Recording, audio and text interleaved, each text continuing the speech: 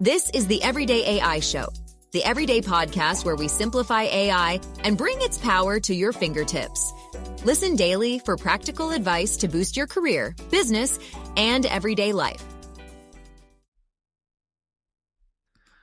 This week was a busy one in AI news. I mean, not only did we get two huge releases from Google and Anthropic, but that was just the tip of the AI iceberg.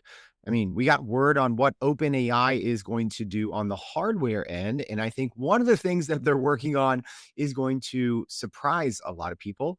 We got a handful of pretty big non-LLM releases that we'll talk about, like Google's Photoshoot.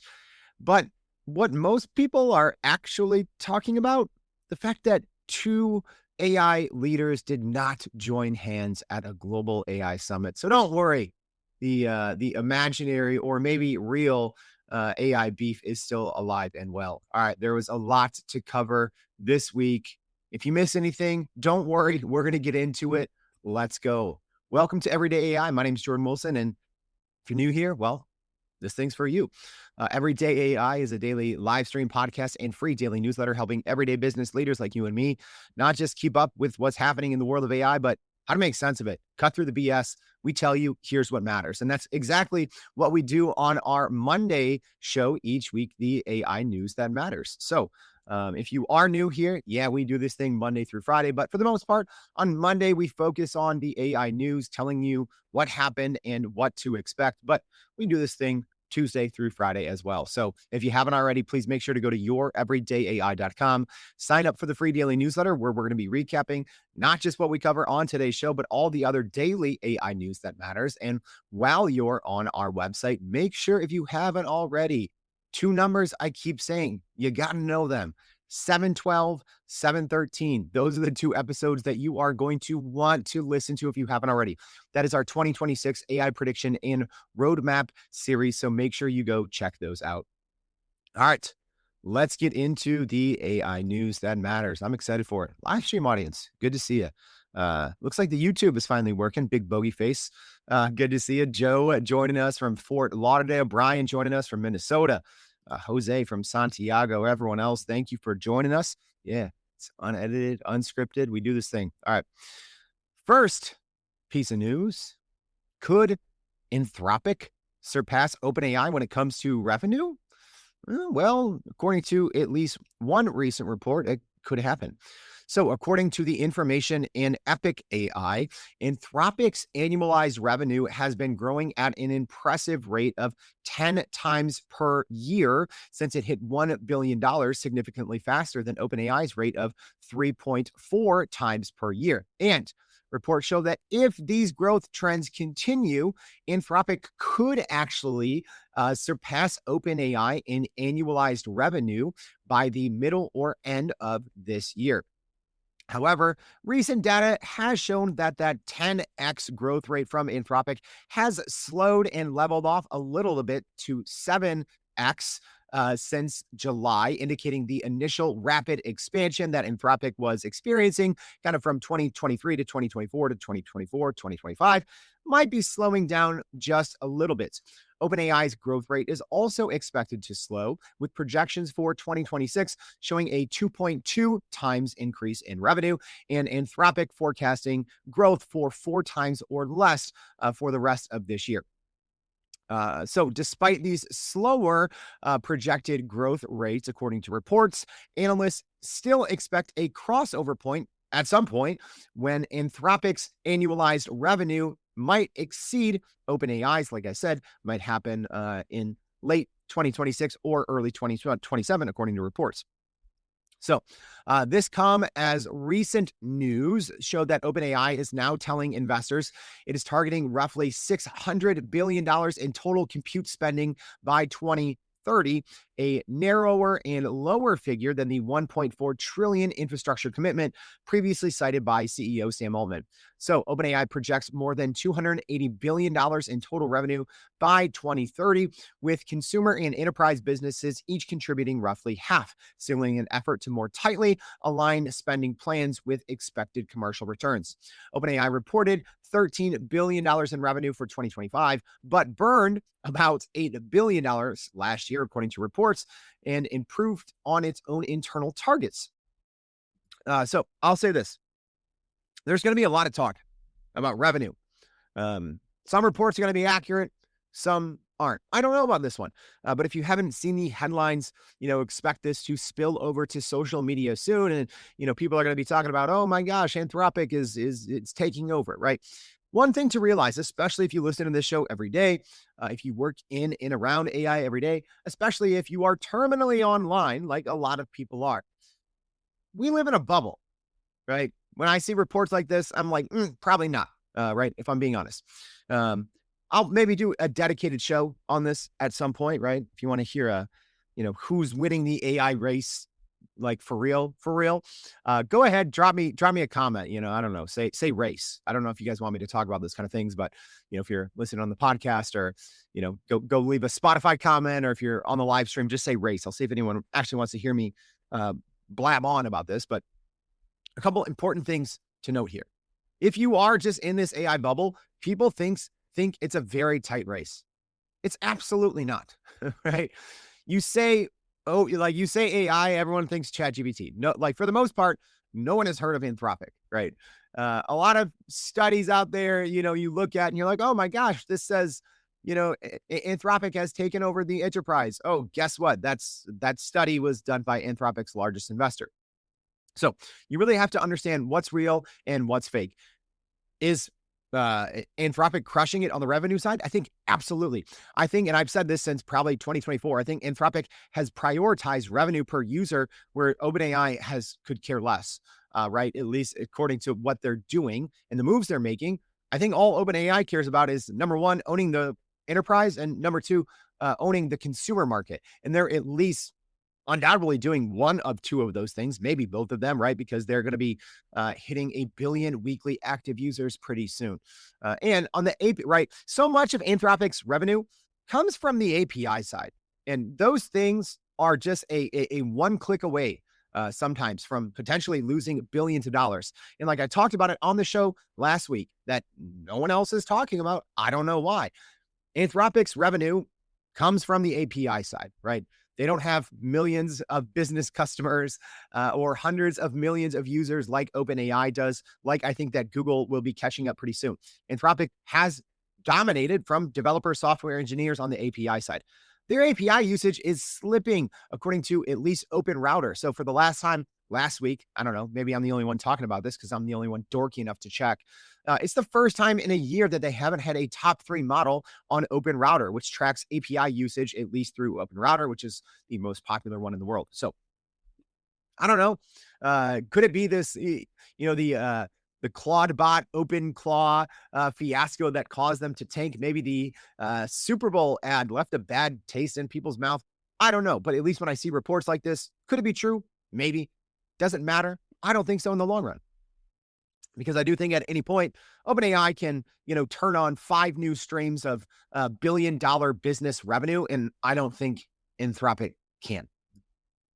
All right. Speaking of this beef that's going on. All right. A couple people want race. Marie said it. George said it. All right. We'll see.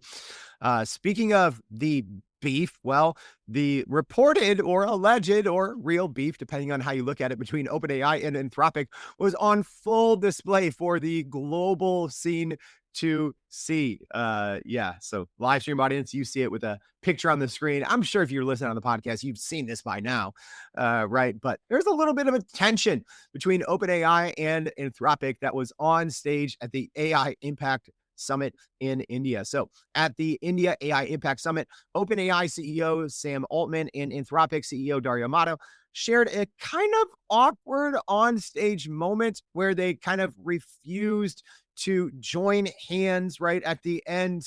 All the big literally all the big AI CEOs went on stage with Indian Prime Minister Narendra Modi.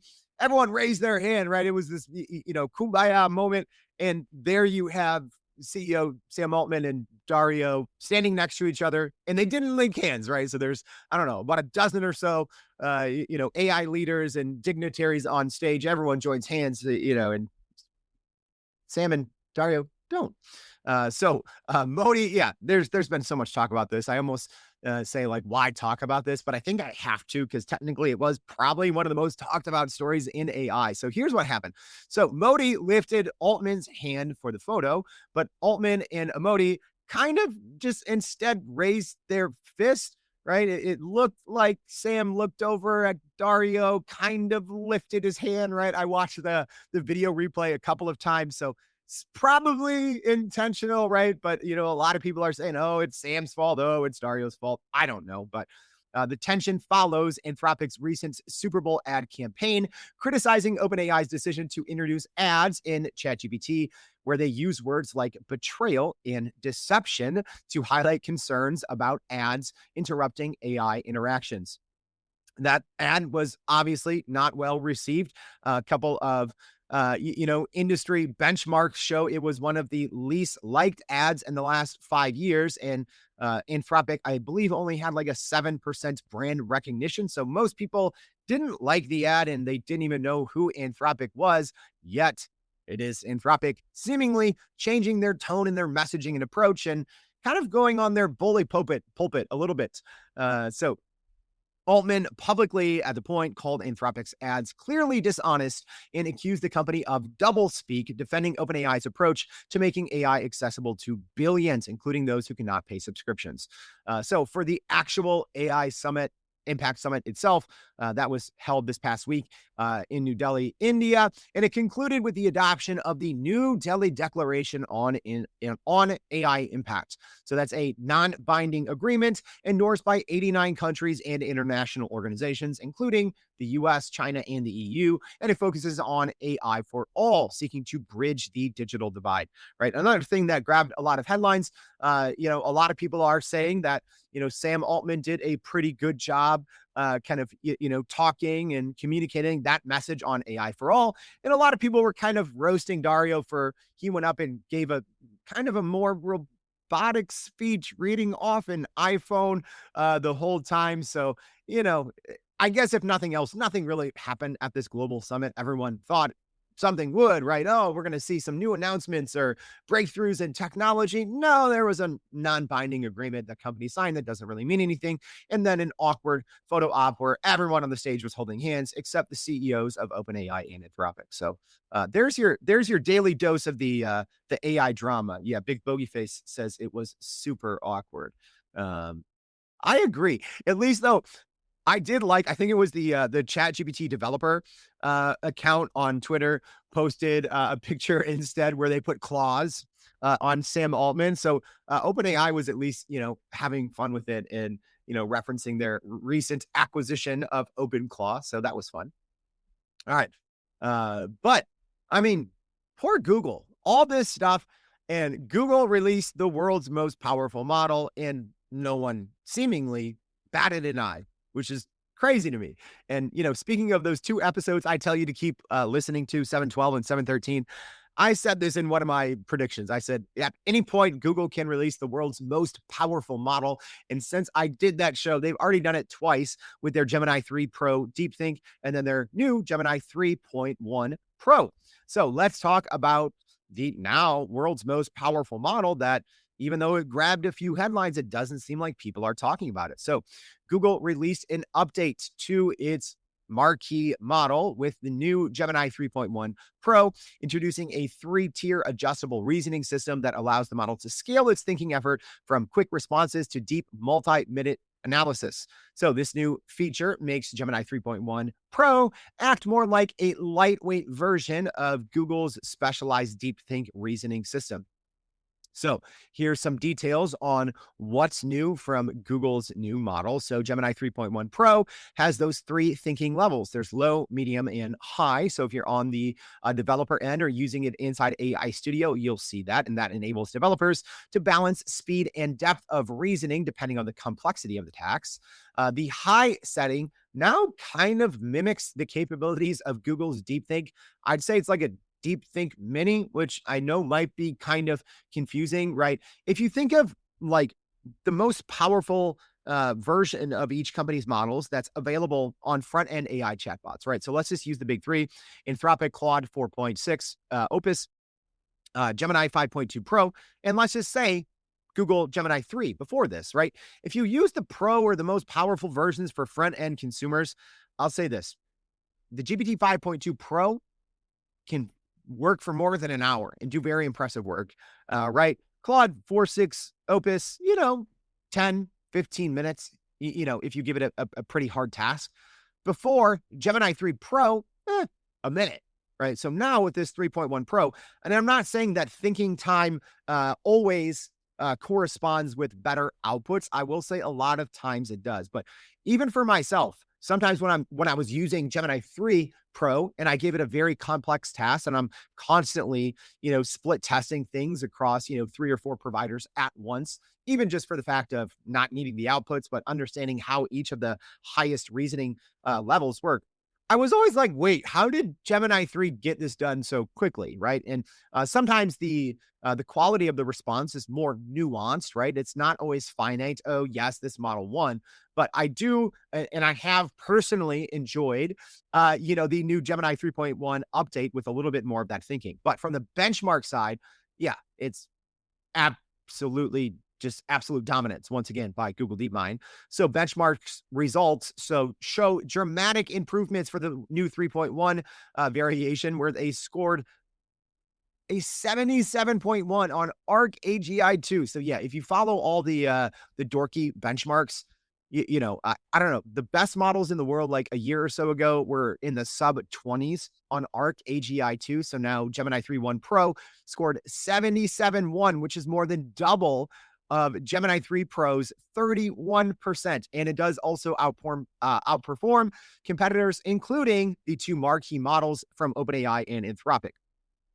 On academic and scientific reasoning benchmarks like Humanities Last Exam and GPQA Diamond, Gemini 3.1 Pro also leads with scores of 44% and 94% respectively. On the agentic side, huge improvements as well on those multi-step workflows, which is what everyone's paying attention to, that and tool use, as Gemini 3.1 Pro scored a 68.5 score on terminal coding and 85.9 on web search capabilities. So pretty interesting, though. Here, Google's shifting over to a 0.1 version, which they haven't really done often, right? So usually Google's been, going to, Gemini 2, Gemini 2.5, Gemini 3, so going with an incremental update. But I think that's where we are right now in the state of AI, where companies can and probably will be releasing these more incremental versions, right? So we saw it with GPT 5.2 and with their GPT 5.3 codecs.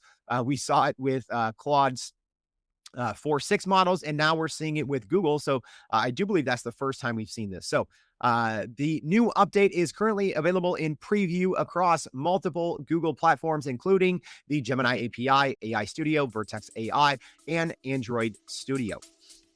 Whew.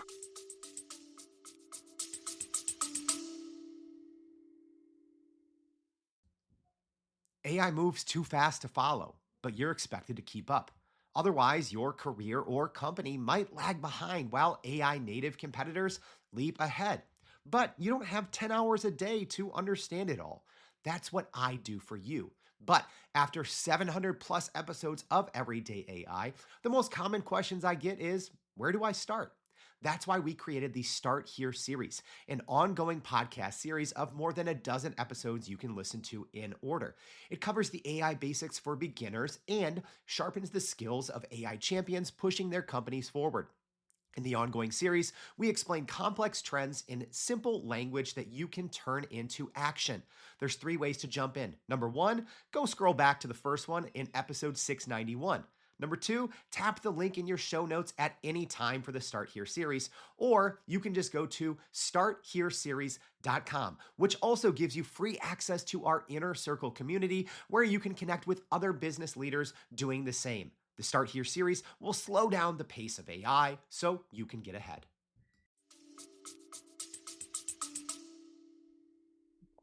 Yeah, comment here saying Google for the long game. Yeah, that's what I've been saying for a long time. Google has more access to cache websites or websites that they're able to crawl. They have the advantage for YouTube data, right? And just for search and search intent. And so, yeah, I've always said that Google is playing the long game, and they've been playing the long game for the past, I'll say, 6 months. But at any time, they can drop in and win the short game, right? So if we see a GPT-5.3 from OpenAI, because right now we just have a GPT-5.3 codex, right? So if OpenAI comes in with a world-shattering GPT-5.3 for ChatGPT, which I think is very possible and could, in theory, happen any week now, I think that Google, if they wanted to, could come out with a Gemini 3.2 Pro that might top it on most benchmarks. Can't speak today. That's fun. All right. Speaking of new model releases, again, poor Anthropic. This is the second time in just as many weeks, I believe, that they've come out with a new model and instantly got swiped up by their competitors because, I think it was last week or the week before, they came out with their premier Opus 4.6 update.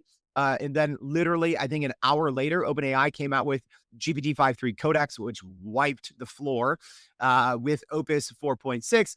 And then here, Anthropic released Sonnet 4.6. And, for 2 days, it looked really good on the benchmarks. And then Google came out with Gemini 3.1 Pro. Anyways, Anthropic has introduced Claude Sonnet 4.6, its new default AI model that sits in the middle. It is both faster and less expensive than their Opus 4.6, but it also improves coding capabilities and computer use skills like clicking and navigating software interfaces.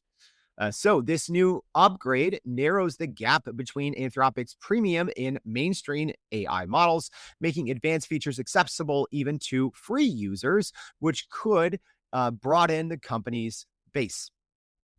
So yeah, if you didn't know, right now, Anthropic kind of has 3 different tiers. So the tiers are Haiku, which is their smartest and cheapest model, right? And not as smart. And then you have Opus, which is the big one. That is their, much slower, much more expensive if you're using it on the API side. That is their, powerhouse model. And then in the middle sits Sonnet. But what is interesting here with the Sonnet 4.6 upgrade, well, it did better on some things than its bigger brother Opus 4.6, such as certain coding benchmarks in computer use. So yeah, Claude Sonnet 4.6 outperforms the recently released Opus 4.6 model on certain real-world office tasks, meaning users might not need to pay for the higher-priced Opus tier. Yeah, I've seen a lot of people that were still using Anthropic's models for OpenClaw as an example, although I think people are kind of moving away from Anthropic models for that in mass. But I did see a lot of people kind of move away from Opus 4.6 for certain tasks and just move to Sonnet 4.6. So the new Sonnet 4.6 is better at handling long chunks of code by understanding context before editing, avoiding redundant logic, and delivering quicker, smarter answers. So a couple things on the performance side. Sonnet 4.6 matches the performance of the previous Opus 4.5, so across all benchmarks. I know that's confusing. So Opus 4.6 still leads Sonnet 4.6 on many of the major benchmarks, although Sonnet 4.6 now eclipses the previous Opus 4.5. So if that kind of levels it out in your head. Also, the extended context window for developers, it does a 1 million token context window in beta, which doubles the previous maximum. All right. Brian here says Sonnet 4.6 does really well on most tasks I've tried. Yeah. If I'm being honest, I haven't done as much testing on Sonnet 4.6 as I would have liked to, right? The release cycle happening now, right? It's kind of conference season. We had the NVIDIA conference coming up. We have, Google's conference coming up. So, kind of in this, first quarter, the releases are just so fast, right? Because companies are gearing up for their kind of major announcements, usually in the March, April, May. So it's pretty tough, even for someone that just does this. This is all I do. It's tough to do all this, right? All right. Here is what I think is low key, maybe the biggest story of the week. Because, yeah, Google released Gemini 3.1 Pro, which, like I said, is now the world's most powerful model. But that wasn't even the thing that got the most traction from Google this past week.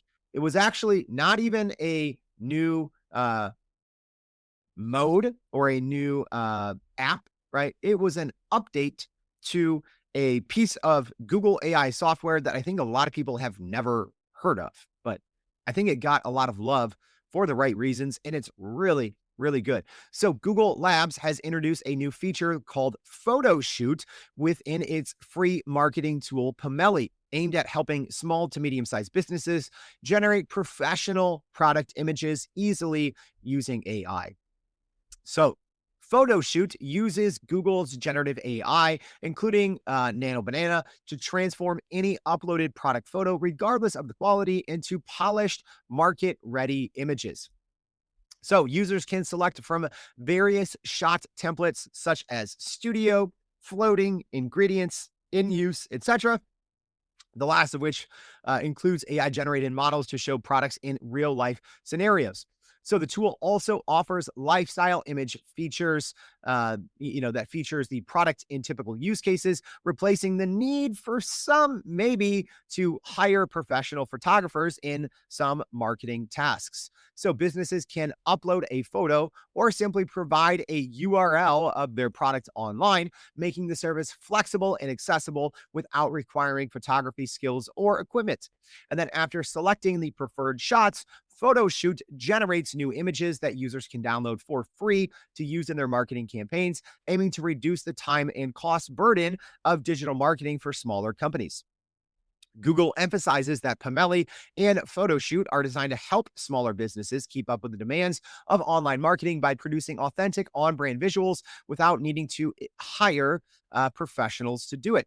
So currently, Photoshoot is available in the United States, Canada, Australia, and New Zealand, expanding Google's suite of AI tools that impact creative industries. Let me know, live stream audience, have you all used this yet? I actually have a lot of thoughts on this, and I'll tell you why. And again, maybe this is one of those shows that I should do later. But the interesting thing here, before I give you my personal take on this thing went absolutely viral. And that's why a product update news, right, made it into the top news story. I believe it had more than 23 million views on Twitter, right? Whereas their Gemini 3.1 Pro announcement had like a small fraction of that. Here's my take. Okay. I think that, and this is a maybe, right? Maybe if this thing takes off, if Pomeli Photoshoot takes off, I think this could be, looking in 5 to 10 years down the line, this could be one of those instances where people look back at and they say, oh, this is when a lot of roles changed, right? I'm not saying this one, Pomeli Photoshoot, right? But I think this could be one in a series of many where it made data, at least on the creative side, day-to-day creative professionals change their workflow. And I think this is one of those things, right? I've talked about for years, this upcoming shift from operator to orchestrator, right? Go listen to the 2026 AI prediction and roadmap series for more on that, right? But essentially, humans, even over the last 4 years with very powerful AI, we've still been the operators, right? Pushing the buttons.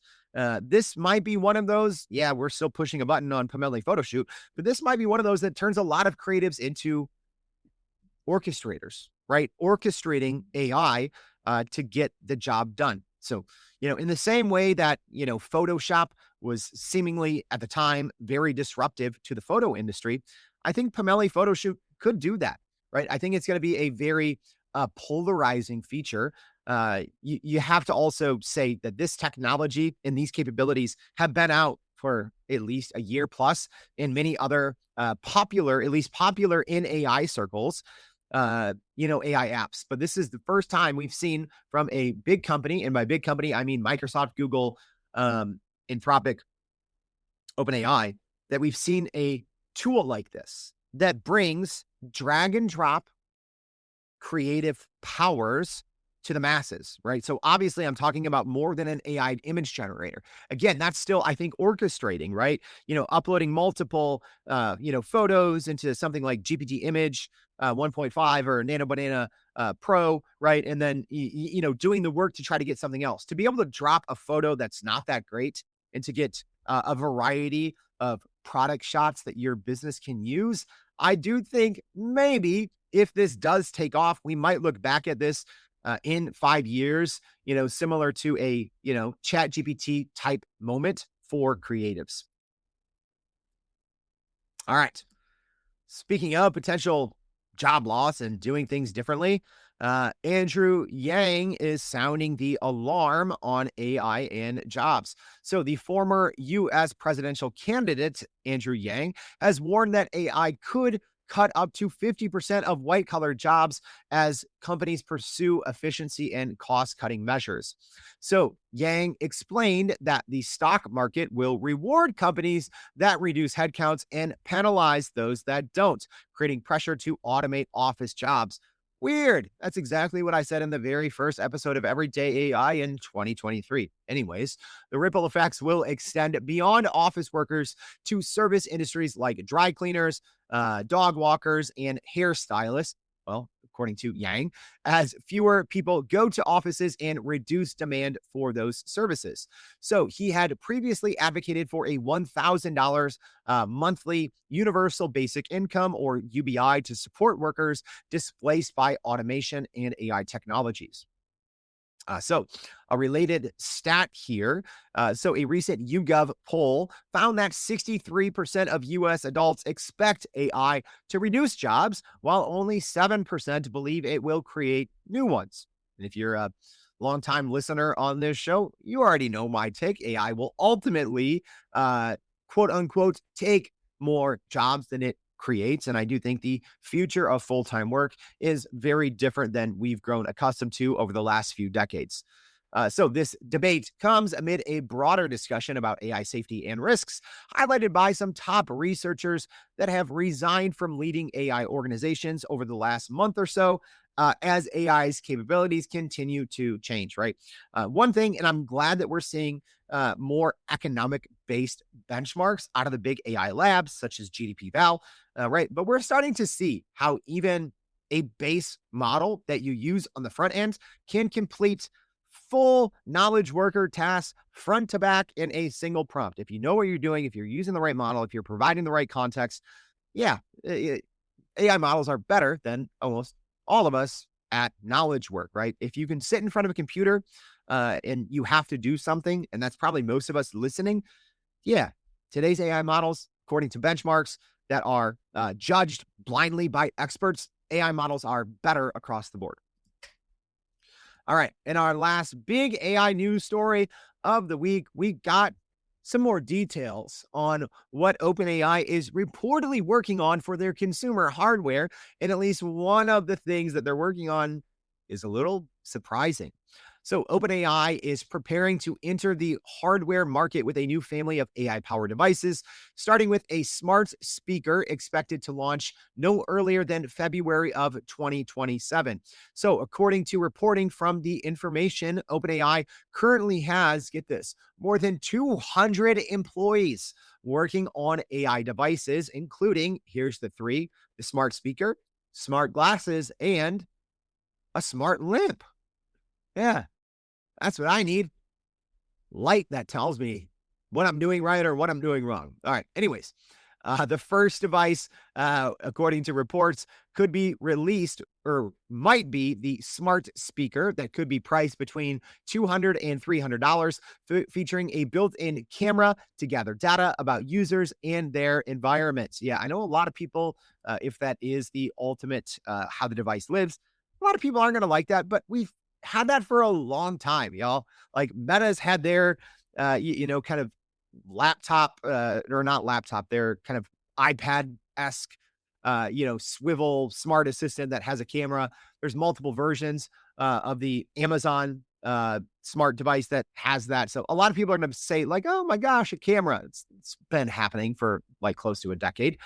Anyways, the smart speakers camera capability suggests a focus on enhanced interaction and contextual awareness, potentially changing how users interact with AI at home. So, mass production of OpenAI's smart glasses is not expected until 2028, indicating a longer development timeline for the wearable tech.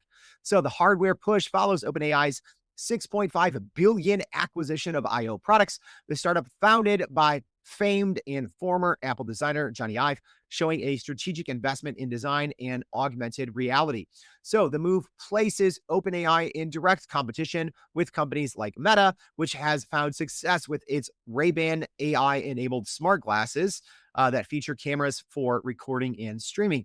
Also, we've seen recent reports that say Apple and Google are close to developing and releasing their own smart glasses. So OpenAI has not yet publicly commented on these plans, but the company's entry into hardware could impact how AI tools are integrated into daily work and life. So this goes back to that initial report, right? That shows, Anthropic's revenue may catch or surpass OpenAI's. And I'm like, nah, not in the long run. I don't think so, right? Because OpenAI, a lot of people have maybe called them distracted over the past year or so as they've started to work on their own infrastructure, right? On their own chips, partnering with others, but on their own chips, on their own consumer hardware devices, right? Going different places on the software side. So people are, I think have been saying, and plenty of reports are saying, oh, OpenAI is not focused. And I would say the opposite. I'd say OpenAI understands the writing on the wall that if you just rely on the majority of your revenue to come in through API, which I think I could be wrong, right? But I think that's where Anthropic has really been, taking it to the bank at any point, right? The way systems are built now, they're built modularly, right? So I would think Anthropic at any point could lose billions of dollars with people snapping their fingers and saying, oh, now all of a sudden Gemini is untouchable, right? It's a third of the cost and twice as powerful. I'm switching off, right? Or as these, Chinese models that may or may not be distilling from American US companies offer free or free 99 cheap AI models that are outperforming Anthropic's models on certain benchmarks. I don't see what's going to, lock people into Anthropic. Whereas OpenAI and Google and technically, Microsoft by proxy, I think that have much more long-term stability when it comes to future revenue production, at least compared to Anthropic. So I don't know. There's my random 2 cents. All right. So yeah, Joe says, when they invent a wearable Star Trek communicator pin, I'll start listening. But seriously, a smart speaker? Hey, I personally, I can't wait for the new Google Gemini at home to come out, because even the new, Alexa, sorry, I know I say that out loud sometimes, and then I get emails about how I trigger everyone's smart device at home. I have the new Alexa, Plus. It stinks. It's not good. It's absolutely terrible, right? So we've been waiting for this new smarter version of Amazon's assistant for like 2 years. It comes out. I can't use it. I mean, I can use it. It's absolutely terrible. So I'm fine with the smart speaker. Maybe that's just my personal use, right? My wife and I are constantly, asking smart speakers for things. So I'm happy that OpenAI is reportedly getting into the game. I can't wait for maybe its release. I know it's supposed to be released in spring, but the new Google Gemini Home, right? Give me an actual AI powered smart assistant that works. That's all I want. Right. All right. Enough of that rant. Let's go over the bullet points on what's new and what's next. So we went over the top, each week we usually do the top 7 or 8 stories, give them a little more depth, but there's always so much to cover. So at the end, we go over the what's new and what's next. Sometimes these are smaller news stories that have already happened. Sometimes they're rumors or leaks. All right, but let's get into them because there's a lot. And some actually pretty big ones, if I'm being honest. Okay, so OpenAI rolled out interactive code blocks in ChatGPT. They're really good. Anthropic released Claude Code Security, which finds hidden code flaws. XAI dropped Grok 4.2.0 beta. Yeah, of course, it's called Grok 4.20, with 4 AI agents working together for faster, smarter responses. Microsoft is testing a unified tasks feature for Copilot. Meta expanded their NVIDIA deal to buy millions of AI chips from the chipmaker. Figma partnered with Anthropic to more easily transform AI code into editable designs. Replit released their Gemini 3.1 powered animation feature where you can just vibe code a video now, right? It's more of like a typography based video, but still really, really good.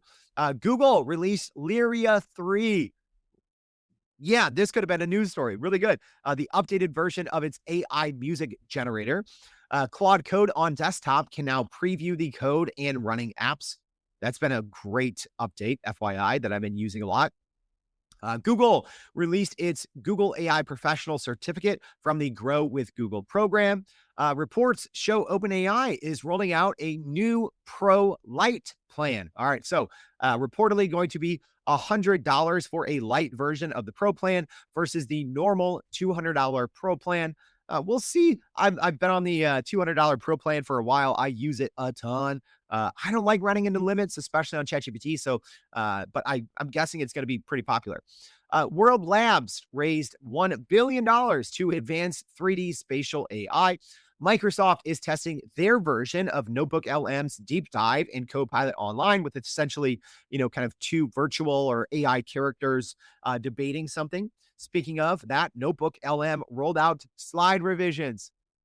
Actually, looking back at it now, that should have been its own news story, if I'm being honest. So many people use different AI tools to get slides, right? But the problem is there's always some things wrong or some things you want better. Well, now Notebook LM that is powered by Nano Banana Pro has slide revisions. Big. All right. Pika Labs released Pika AI Selves, which is supposed to be kind of AI avatar versions of yourself with persistent memory. OpenAI updated its invite-only Aardvark security tool and rebranded it as Codex Security. Anthropic made Claude in PowerPoint available to pro users, so now to all paying users and not just those on the Max plan. OpenAI added tab organization to its Atlas browser. ChatGPT ads are now live and being tested in some free and also ChatGPT Go accounts. Meta's ad manager now features Manus AI tools. So yeah, Manus features rolling out in Meta features rolling out in Manus, a lot there since the acquisition. Some new leaks show that OpenAI may be closer to releasing its adult mode and an actual something. My gosh, thank you, OpenAI, for this one. OpenAI expanded the context window to 256,000 tokens in GPT-5 thinking modes. This is fantastic. I love this. All right, so a lot happening in today's show. So I hope this was helpful. So if you do find value, whether it's in our Monday AI News That Matters update or you're listening throughout the rest of the week, you know what? I would really appreciate it if you did one thing real quick. If you are listening on the podcast, please, whether it's, Apple or Spotify, Player FM, wherever you're listening, please take a couple of seconds to subscribe to the show. That really helps us and helps others that are looking for an unbiased way to keep up with AI news. And then also, if you could leave us a rating on those platforms, I'd really appreciate it. And then, like I said, if you are listening online, repost this, help other people out. Then go listen to 712 and 713, our 2026 AI predictions and roadmap series. So thank you for tuning in. Hope to see you back tomorrow and every day for more everyday AI. Thanks, y'all.